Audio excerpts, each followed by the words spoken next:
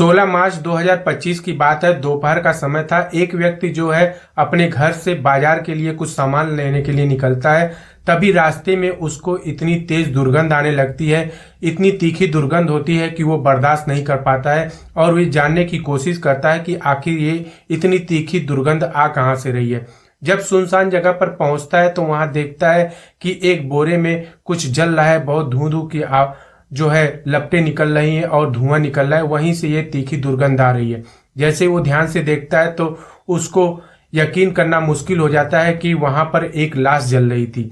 अब आनन फानन में वो पुलिस वालों को इसकी सूचना देता है और कहता है कि यहाँ जंगल में एक लाश जो है जलाई जा रही है, आप लोग तुरंत यहाँ पर आए। पुलिस वाले मौके वारदात पे वहां पर पहुंचते हैं और शव को किसी तरीके से वहां पर बुझाते हैं उस आग को। उसके बाद वो लाश जो है आधी से ज्यादा जल गई थी और आधी जलना बाकी था, इसलिए इतनी तेज दुर्गंध वहां पर आ रही थी। अब पुलिस वाले वहां पर तुरंत, क्योंकि दोपहर का समय था, तो सीसीटीवी कैमरे वगैरह दिन में और वहां आने जाने वालों से पूछताछ करने लगते हैं।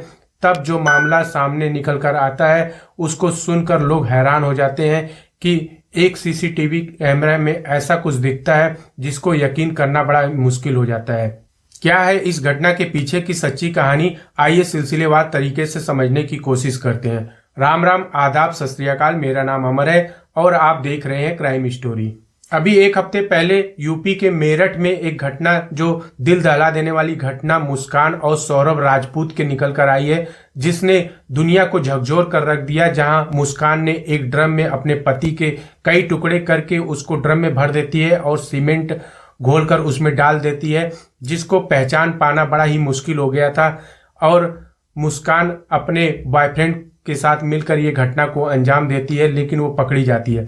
सेम ऐसे ही घटना जयपुर से निकल कर आई है। राजस्थान के जयपुर में ये घटना घटती है, जहां एक पत्नी अपने पति को मारकर एक बाइक में उसके शव को भरकर सीसीटीवी कैमरे में जो दिख रहा है इस हिसाब से वो लेकर जाती है, जैसे कोई सामान वो लेके जा रही है कहीं पर रखने के लिए, कहीं पर पहुंचाने के लिए।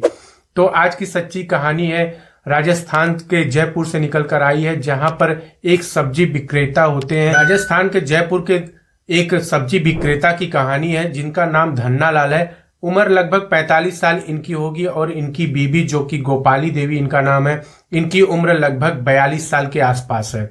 ये छोटे से सब्जी का कारोबार करते हैं जयपुर में और किसी तरीके से अपने घर की जीविका को ये लोग आराम से चला लेते थे, मतलब गुजारा हो जाता था।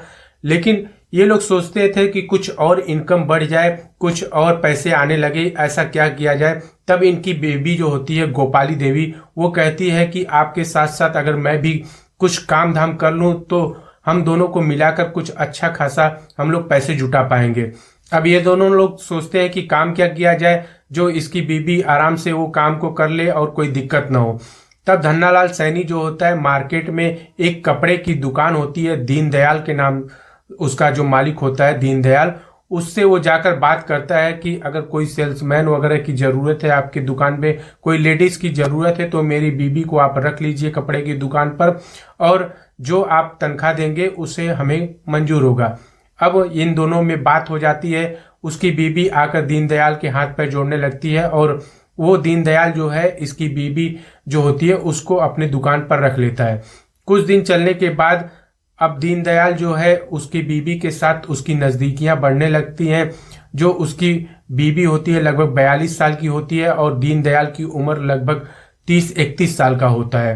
गोपाली देवी और दीनदयाल आपस में एक दूसरे को प्यार करने लगते हैं और चूंकि कपड़े की दुकान थी तो हमेशा कस्टमर वहां पर आते नहीं थे, तो ये दोनों लोग आपस में ही रंगलेनियां वहां पर मनाने लगते थे दुकान के अंदर ही। अब धीरे धीरे इस बात की खबर जो है धन्नालाल को पता चल जाती है कि उसकी बीबी जो कपड़े की दुकान पर वहां सेल्समैन का काम करती है, वो उसी के प्यार में एक तरफा पागल हो गई है, मतलब उसी से प्यार करने लगी है। ये बातें जैसे ही धन्नालाल सुनता है तो आग बबूला हो जाता है, गुस्से से लाल हो जाता है। कोई भी आदमी होगा जो अपनी बीबी के बारे में इस तरह की खबरें सुनेगा तो जाहिर सी बात है कि आग बबूला हो जाएगा। ऐसे ही जो धन्नालाल है वो गुस्से में उस दीनदयाल के दुकान पर पहुंचता है, कपड़े की दुकान पर, और वहां पर नोक झोंक शुरू हो जाती है, वाद विवाद बढ़ जाता है। झगड़ा इतना ज्यादा बढ़ जाता है कि दोनों में मारपीट होने लगती है, गाली गलौज होने लगता है और एक दूसरे को देख लेने की बातें होने लगती है, एक दूसरे को निपटा देने की बातें होने लगती है। और वहां पर कुछ दुकानदारों के आने के बाद वहां पर रोकथाम होता है, दोनों को अलग किया जाता है। और जो दीनदयाल है वो उसको कहता है कि तुम्हें मैं जीने नहीं दूंगा, तुम्हारी मैं हत्या कर दूंगा, इस तरह की धमकी वो देता है वहां पर। अब धन्नालाल सैनी जो है अपनी बीबी गोपाली को वहां से लेकर अपने घर पर आता है और कहता है कि अब उस दुकान में तुम कभी नहीं जाओगी और वहां पर तुम काम नहीं करोगी। लेकिन बीबी के सर पर तो इश्क का भूत सवार था कि अब उसको रोका कैसे जाए, तो वो रुकने लायक नहीं थी। उसने कहा कि मैं उसी की दुकान पर काम करूंगी, जो होगा सो होगा, मुझे इसकी कोई परवाह नहीं है, तुम्हें जो करना है कर लो, मैं दीनदयाल के दुकान में ही काम करूंगी। इस तरह की बातें जब धन्नालाल सुनता है तो आश्चर्यचकित हो जाता है और गुस्से से लाल तो था पहले ही, अब वो कुछ करता नहीं है, मन मसोट कर रह जाता है और अगले दिन अपनी दुकान, सब्जी की दुकान पर वो चला जाता है। समय मिलते ही उसकी बीबी जो है गोपाली देवी वो दीनदयाल के दुकान पर चली जाती है और ये दोनों मिलकर अब प्लान करते हैं कि इनके जो प्यार के बीच में रोड़ा बन रहा है उसका पति, उसको कैसे निपटाया जाए, उसको रास्ते से कैसे हटाया जाए। मतलब कि सोचिए, जो दीनदयाल है उसकी उम्र 30 साल है और गोपाली देवी जो उसकी प्रेमिका है उसकी उम्र 42 साल है। इतना उम्र में डिफरेंट है, फिर भी जो है दीनदयाल उसके प्यार में इतना पागल हो गया था। मतलब कि दिल आए गधई पर तो परी क्या चीज है, वही वाली तर्ज यहाँ पर निकल कर आई है। अब दीनदयाल और गोपाली देवी जो है षड्यंत्र के तहत उसको मारने का पूरा प्लान बना लेते हैं और दोपहर में जो गोपाली देवी है अपने पति धन्नालाल को फोन करके बुलाती है, कहती है कि आप यहाँ पर आइए, जो दुकान के मालिक हैं वो आपसे बात करना चाहते हैं, आपसे माफी मांगना चाहते हैं और उसके बाद माफी वगैरह हो जाएगा और सुल्ला सपाटा हो जाएगा। इसके बाद मैं इनकी दुकान छोड़ दूंगी और मैं यहाँ पर कभी नहीं आऊंगी। कहीं किसी से दुश्मनी रखने का कोई फायदा नहीं है, जो हुआ सो हुआ, आप उसको भूल जाइए और आके आप एक दूसरे से जो है समझौता कर लीजिए और सारा मामला खत्म कर दीजिए। जैसे ही ये बातें जो है धन्नालाल सुनता है तो उसके बाद वहां दीनदयाल के कपड़े की दुकान पर पहुंचता है और दीनदयाल उसको कहता है कि कल की घटना को भूल जाओ और नए सिरे से हम लोग शुरुआत करते हैं दोस्ती का। अब इस तरह से बातों को उलझाकर वो कहता है कि ठीक है, चलो ऊपर हम लोग कुछ नाश्ता पानी कर लेते हैं, उसके बाद ये सारा मामला खत्म हो जाएगा।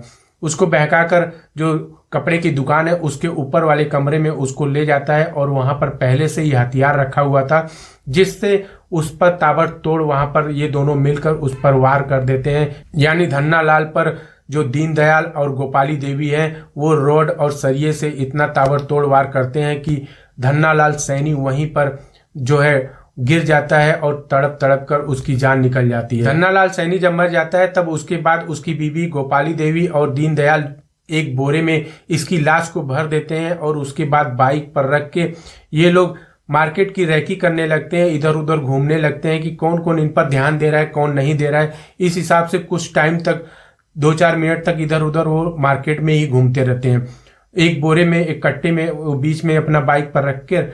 अब लगभग इनको यकीन हो जाता है कि इन पर बहुत ज्यादा ध्यान कोई नहीं दे रहा है। तब ये गाड़ी अपना आगे बढ़ाते हैं जंगल की तरफ और लगभग 5 किलोमीटर जाने के बाद जंगल में सुनसान रास्ते पर ये लोग बोरी को फेंक देते हैं और उसके बाद इसमें आग लगा देते हैं। मतलब कि इससे इतना मन नहीं भरा, अब इसको आग लगाकर जला देने का पूरा प्लान था कि इसकी डेड बॉडी जो है ये एकदम खत्म हो जाए और किसी को सुराग भी ना मिले, किसी को पता भी ना चले। लेकिन जैसे ही डेड बॉडी जलने लगती है, धुंधु की इतना तेजी से जलने लगता है, उसके ऊपर पेट्रोल वगैरह डाल देते हैं। अब कुछ ही समय जलता है, तब तक ये लोग घबरा कर वहां से भाग जाते हैं। तभी वहां से एक व्यक्ति गुजर रहा होता है जो इस स्मेल को बर्दाश्त नहीं कर पाता और वहां नजदीक जाके देखता है तो किसी की डेड बॉडी जल रही होती है। तो वो तुरंत पुलिस वालों को इसकी सूचना देता है। पुलिस वाले मौके पर पहुंचकर उस जलती हुई डेड बॉडी को वहां पर पानी वगैरह डालकर बुझाते हैं और वहीं से तहकीकात पुलिस वाले शुरू कर देते हैं। इसके बाद सीसीटीवी कैमरे की मदद ली जाती है और वहां पर सामने निकल कर आता है कि गोपाली देवी और दीनदयाल जो है एक बाइक पर कुछ सामान रख के लेके जा रहे हैं। वो सामान नहीं होता बल्कि उसके पति की ही लाश होती है। सोचिए, अपने पति को मारने के बाद उसकी डेड बॉडी को एक बोरे में भरकर उसकी पत्नी खुद बाइक पर रख के आराम से लेके जा रही है अपने पति की लाश को ठिकाने लगाने के लिए। आज का समाज कहाँ किस स्तर तक पहुंच गया है, किस स्तर पर गिर गया है, ये बड़ा ही सोचने वाली और चौंकाने वाली बात है। जिस हिसाब से क्राइम इतना तेजी से बढ़ रहा है, रिश्तों का यहाँ पर खनन हो रहा है, रिश्तों का जो संबंध है वो एकदम तार तार हो जा रहा है। इस हिसाब से आज का समाज इतना दूषित हो गया है। इस तरह की कहानी को सुनाकर आपको परेशान करना नहीं, आपको हर्ट करना नहीं, बल्कि हमारा उद्देश्य है कि जिस हिसाब से क्राइम इस दुनिया में तेजी से बढ़ रहा है, आपको जागरूक करना ही हमारा प्रथम उद्देश्य है।